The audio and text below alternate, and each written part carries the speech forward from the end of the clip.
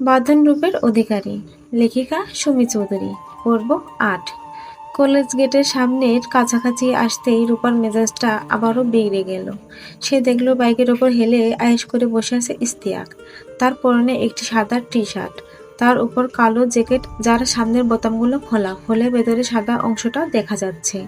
সাথে কালো প্যান্ট আর গলায় ঝোলানো একটি দামি রূপার চেইন, যেটাতে গিটারের মতো একটা রকেট ঝুলছে।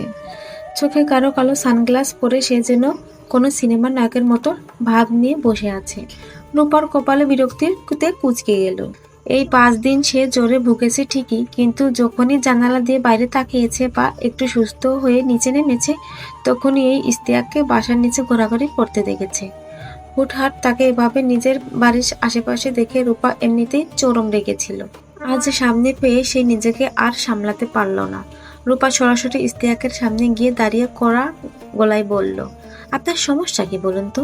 প্রতিদিন আমার বাসার সামনে কেন ওভাবে দাঁড়িয়ে থাকেন? হুট করে রূপাকে এভাবে সামনে দেখে ইশতিয়াকের কিছুটা ভড়কে গেল। সামলে নিয়ে সোজা হয়ে দাঁড়ালো।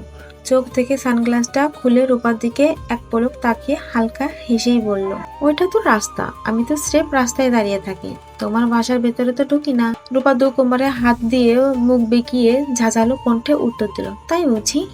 তো সারা শহর খুঁজে আর কোনো রাস্তা পেলেন না? আমাদের বাড়ির সামনে আপনার দাঁড়ানোর জন্য একমাত্র রাস্তা টিকে আছে। তা বুঝলাম আপনি রাস্তায় দাঁড়িয়ে থাকেন, তো আমাকে দেখে অমন দাঁত বের করে হাসেন কেন? কেন আমাকে হাই দিয়েছেন আপনি? ইশতিয়াক মাথা চুলকাতে চুলকাতে একটা বাঁকা হাসি দিয়ে বলল, তুমি আসলেই অনেক বেশি কথা বললো তো। রূপা এক চুলো ছাড় দিল না, পাল্টা জবাব দিল, মুখ আছে অবশ্যই বলবো, আপনার তাতে কি? ইশতিয়াক জেনে রূপার এই রাগী রূপ দেখে আরো মজা পেল। সে সানগ্লাসটা জ্যাকেটের পকেটে রাখতে রাখতে বলল, ওকে, নো প্রবলেম, বলো, আমি শুনছি। তোমার কথাগুলো আমার কাছে আমৃত্যুর মতো মধুর লাগছে। ইশতিয়াকের এই নির্লজ্জ উত্তর শুনে রূপার রাগে একদম অগ্নিশর্মা হয়ে গেল। সে এক মুহূর্ত থামল না, এক নিঃশ্বাসে ইশতিয়াকের লক্ষ্য করে বলতে লাগলো, তাই খুব ভালো লাগছে। তাহলে শুনেন, আপনি একটা কুত্তা, গাধা, শিয়াল, শূকর, গরু, ছাগল, ভেড়া, মহিষ, বানর, হনুমান, ভাল্লুক, শিয়াল, নেকড়ে, হায়েনা, ইঁদুর, চিকা, বিড়াল, সাপ, বিচ্ছু, গুইসাপ, চামচিকা, হাতি, ঘোড়া, গন্ডার। রূপার মুখে পৃথিবীর সব পশুর নামের ফিরিস্তি শুনে ইশতিয়াকের চোখ টেরা করে ফেলল। সে বুকে হাত দিয়ে নাটকের ভঙ্গিতে পিছনে থাকা নিজের বাইকের দিকে হেলে পড়তে পড়তে আর্তনাদ করে উঠল, ও আল্লাহ, কেউ আমারে ধর, হার্ট অ্যাটাক করবো মনে হয়।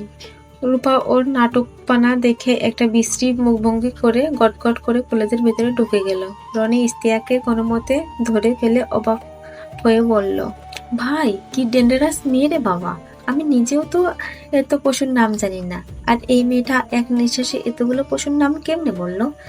ইশতিয়াক তখনও ঘরের মধ্যে। সে হাঁপাতে হাঁপাতে বলল, আমাকে পানি দে তাড়াতাড়ি, গলা শুকায় কাঠ হয়ে গেছে।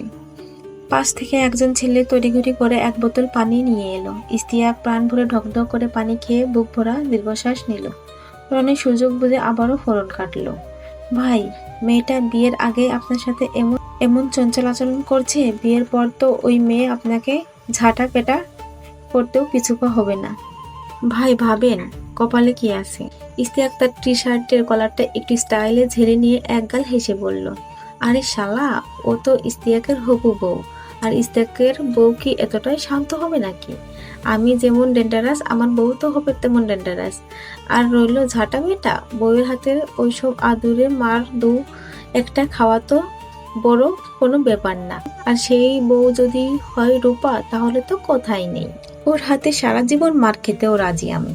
ময়মনসিংহের জেলা পুলিশ সুপারের কার্যালয়, বিশাল এক কক্ষ, যার আভিজাত্য আর গাম্ভীর্য যে কাউকে শুরুতেই বুঝিয়ে দেবে এই শহরের আইন শৃঙ্খলার মোট কেন্দ্রবিন্দু এটি। ঘরের মাঝখানে রাখা বিশাল এক মেহগনি কাঠের টেবিল, যার উপরটা কাঁচ দিয়ে ঢাকা। টেবিলের এক পাশে বাংলাদেশের জাতীয় পতাকা আর অন্য পাশে পুলিশের লেগো স্ট্যান্ড। সুশোভিত আলমারিতে সারিবদ্ধভাবে সাজানো আইনের মোটা মোটা বই, আর দেয়ালের একপাশে টানানো বেগম খালেদা জিয়া এবং বর্তমান প্রধানমন্ত্রীর ছবি। এসপি বাঁধন তার সেই গতিয়ালা উঁচু কালো রিভলভিং চেয়ারে মাথা এলিয়ে দিয়ে চোখ বন্ধ করে বসে আছে। পুরো ঘুরে এসির একটা মৃদু গুনগুন শব্দ ছাড়া আর কোনো শব্দ নেই। বাঁধনের পা কানের সাথে লেগে আছে সাদা রঙের একটি দামি অ্যাপেল এয়ারপড। সেখানে মৃদু স্বরে বাজছে অনেক বছর পুরনো একটি গান, যা বাঁধন প্রায়ই একা থাকতে শুনে থাকে। হঠাৎ বাঁধনের বন্ধ চোখের পাতায় ভেসে উঠল 5 দিন আগের সেই দৃশ্য। ঝুম বৃষ্টিতে ভিজে এক পাগলি মেয়ে আনমনে নাচছে আর গান গাইছে। পরক্ষণেই মনে পড়ল আজকে সকালের ঘটনা। সেই মেয়েটি কেমন কাঠবিড়ালের মতো ভয়ে কুঁকড়ে দাঁড়িয়ে আছে তার সামনে। রূপার সেই ভীতু চাউনি আর মায়াবী মুখের কথা ভেবে বাঁধনের ঠোঁটের কোণে অজান্তে এক ভবন ভোলানো রহস্যময় হাসি ফুটে উঠল। সে চোখ বন্ধ রেখেই চেলে হেলদোল করতে করতে ব্লুটুথ বাজতে থাকা গানের সুরের সাথে তাল মিলিয়ে গুনগুনিয়ে গেয়ে উঠল। চাঁদনি পশরে কে আমায় স্মরণ করে, কে আইসা দাঁড়াইয়া গো আমার দুয়ারে। তাহারে চিনি না আমি, সে আমারে চিনে।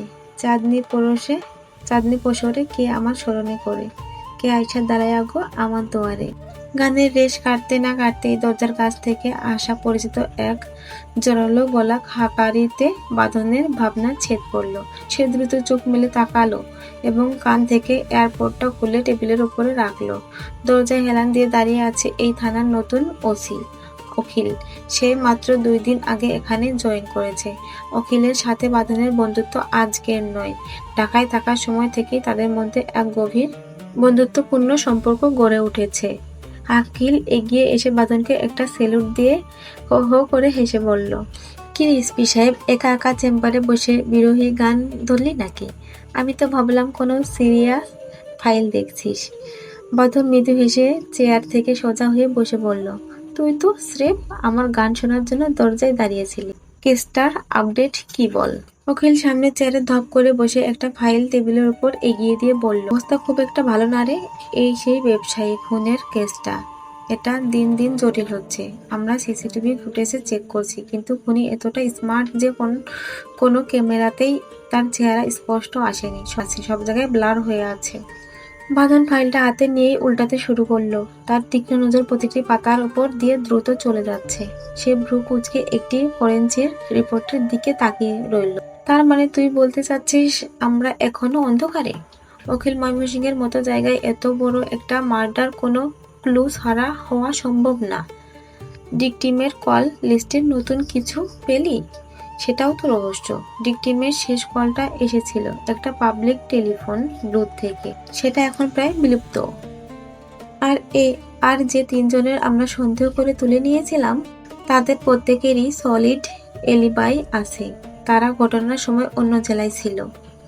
বাঁধন ফাইলে একটা নির্দিষ্ট জায়গাতে এসে থেমে গেল। সে কলম দিয়ে একটা বিশেষ সময়ের ওপর গোলদাগ কাটলো। আসামি খুব চতুর, কিন্তু যে একটা ভুল করেছে। দেখ, খুনের ঠিক 10 মিনিট আগে এই এলাকায় পাওয়ার গ্রিন ডাউন ছিল। এটা কোনো টেকনিক্যাল ফল্ট ছিল না, ম্যানুয়ালি করা হয়েছে। আসল আসামি এই সুযোগটাই কাজে লাগিয়েছে। ফাইলটা এখানে রেখে যা, আমি আজ রাতে এটা নিয়ে আবার বসবো। ঠিক আছে এসপি সাহেব, সাবধানে থাকিস। কেসটা কিন্তু ওপর মহলের চাপে আছে। আমি চললাম। আখিল উঠে দাঁড়িয়ে একটা সেলুট দিয়ে ঘর থেকে বেরিয়ে গেল। কিন্তু দরজার কাছে আসতে আখিল হঠাৎ সজোরে কারো সাথে ধাক্কা গেল। ধাক্কাটা এতটাই আচমকা ছিল যে সামনে থাকা মানুষটির টাল সামলাতে না পেরে মেঝেতে পড়ে গেল। পরক্ষণেই ব্যথায় কোকিয়ে ওঠার শব্দ শোনা গেল। ওহ আল্লাহ, মরে গেলাম গো। অখিল হকচকিয়ে সামনে তাকিয়ে দেখে একটা মেয়ে মেঝেতে বসে নিজের কনুই দোলছে। মেয়েটির পরনে অ্যাশ রঙের জর্জেট 3 পিস, কাঁধের এক সাইডে ঝোলানো একটি সুন্দর ব্যাগ। শান্তা অনেক কষ্টে উঠে দাঁড়িয়ে সামনে ছোটান পুলিশ অফিসারকে ইউনিফর্ম পরা অবস্থায় দেখে ভয়ে কুঁকড়ে গেল। তার হার্টবিট যেন কয়েক গুণ বেড়ে গেছে। সে ভয়ে আমতা আমতা করে কাঁপা গলায় বলল, সরি স্যার, আসলে আমি একদম দেখতে পাইনি। আমি খুবই দুঃখিত। অখিল শান্তার ভয়ার্ত চেহারা দেখে নিজের গলার স্বর কিছুটা নরম করে বলল, ইটস ওকে। তো তুমি এখানে কেন?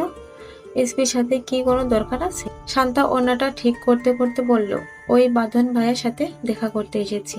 আখিল এবার অবাক হয়ে ভ্রু কুঁচকালো। তার কপালে ভাঁজ পড়ে গেল।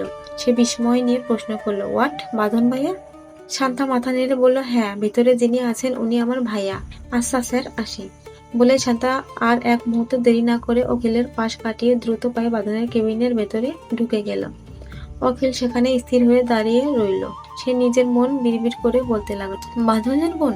কই, বাঁধন তো কখনো আমায় বলেনি যে ওর এত সুন্দর পরীর মতো একটা বোন আছে।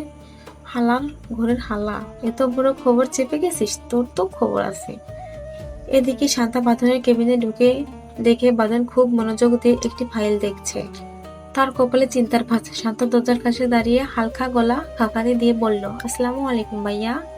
বাঁধন ফাইল থেকে চোখ তুলে সামনে তাকালো। শান্তাকে এই অসময়ে নিজের অফিসে দেখে সে ভ্রু কুঁচকে সালামের উত্তর দিয়ে বলল, ওয়ালাইকুম আসসালাম।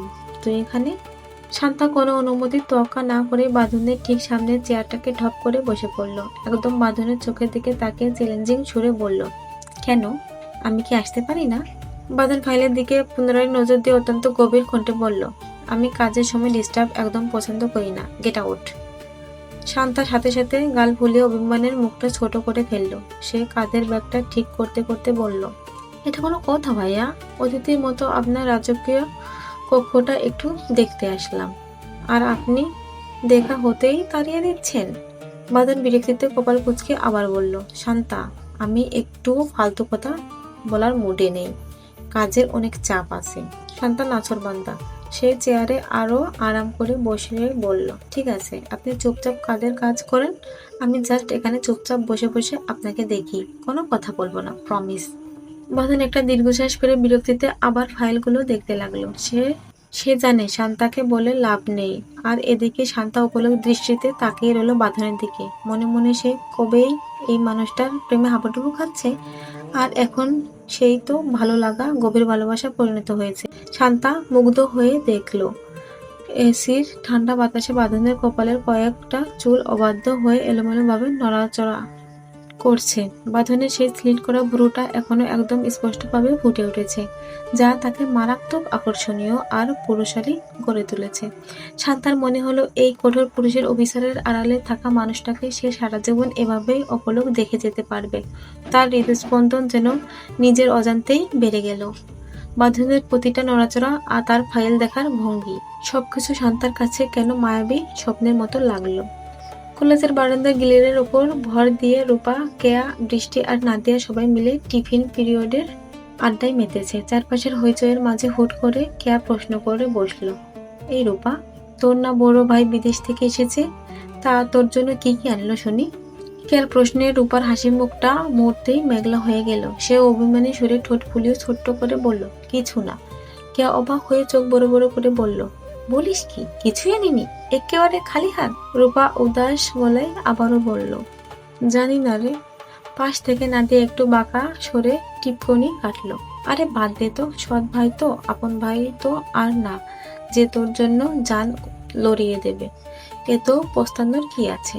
নাদিয়ার কথায় রূপার বুকে যেন একটু লাগলো। সে দীর্ঘশ্বাস ফেলে বলল, আমি ভাইয়াকে কোনোদিন সামনাসামনি দেখিনি, শুধু একটু জেনেছি যে আমার একটা সৎ ভাই আছে যে বিদেশ থাকে, কিন্তু বিশ্বাস কর, আমি কখনো তাকে সৎ মনে করিনি।